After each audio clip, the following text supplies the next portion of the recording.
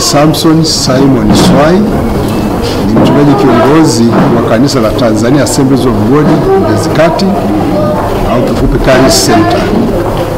Tunamshukuru Mungu ambaye amekuwa pamoja nasi kuanzia tulipoanza huduma tarehe 4 mwezi wa kwanza mwaka 1998.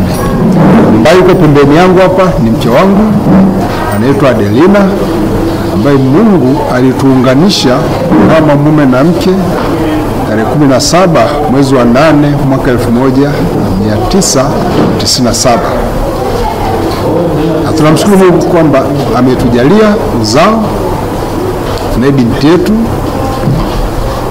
Kitu ambacho naomba nikizungumzie ni masuala ya huduma. Kwa hiyo tunamshukuru Mungu, tulianza huduma katika mazingira ambayo kibinadamu yalikuwa magumu, hasa kupata eneo la kufanyia ibada katika ile eneo. Tulianza kwenye nyumba ya mtu, baada ya muda tukapangisha tena, tukaenda tena kwenye nyumba ya mtu tukapangisha. Ile sehemu tuliyopangisha ikavunjwa, tukaenda sehemu ya tatu. Tunamshukuru Mungu kwa ndugu yetu Solomon Mwasha ambaye alitukaribisha na tulikaa pale kwake mpaka tulipopata ile eneo.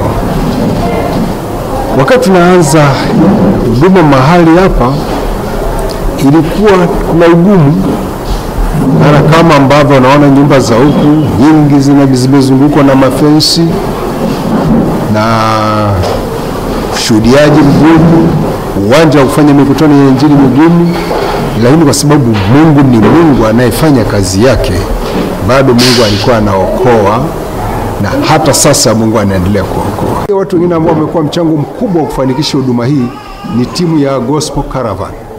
Hii ni timu ambayo inaongozwa na mchungaji na mwinjilisti Profesa Rubera Mato.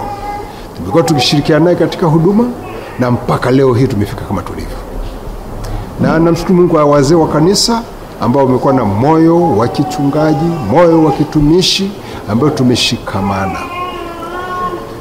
Naweza nikazungumza kwamba mwanzo tulipoanza huduma, pamoja na kuwa kama mazingira yalikuwa magumu, lakini watu walikuwa wanaokoka, wanamfahamu Mungu, wanasimama kwenye imani, kinyume na sasa hivi. Sasa hivi mtu anaokoka, lakini bado kuna michanganyo mbalimbali ndani yake. Wengine ndio hao wanaamini kwenye maji, kwenye udongo na vitu mbalimbali ambavyo akivikosa vitu kama hivyo kanisani anaona kama vile hamna Mungu. Lakini ukweli, Mungu ni roho anayeabudiwa katika roho na kweli. Jambo ambalo ningewatia moyo au ningewasisitiza Wakristo wa leo ni kila mmoja amwamini Mungu katika kweli na sio katika vitu.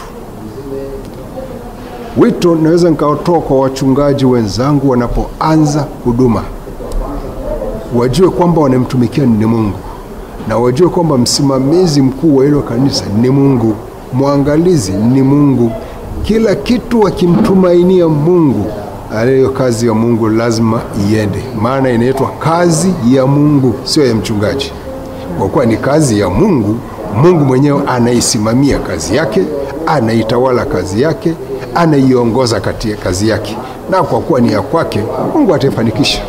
Kama vile Yesu alivyoanza huduma na ile huduma ikafanikiwa na inaendelea mpaka leo, vivyo hivyo watumishi wa Mungu wakianza kazi ya Mungu kwa msingi huo wa kumwachia Mungu awe mtawala, bado ya kazi itaendelea, itadumu, itasimama, na hakuna wa kuliangusha ama hakuna wa kusababisha chochote kile kitendeke kinyume na ile makusudi ya mwenye kazi yake ambaye ni Mungu.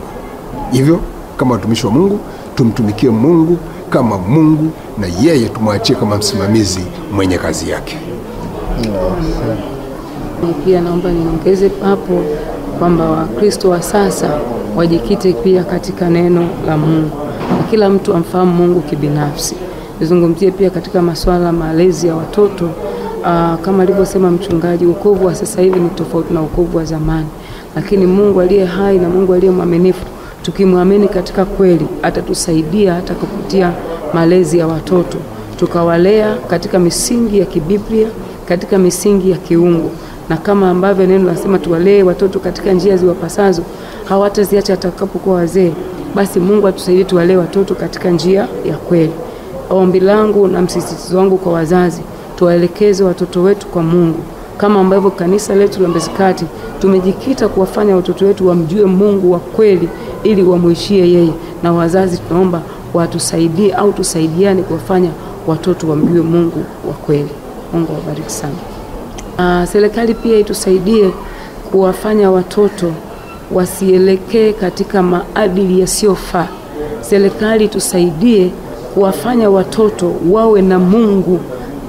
Ni kweli serikali haiamini kwamba kuna dini, lakini wanaamini katika Mungu. Basi waaminishe watoto wetu pia ili tuwe na kizazi ambacho kinamfahamu Mungu hata huko serikalini, ili pia upotofu na uharibifu usiendelee katika serikali yetu.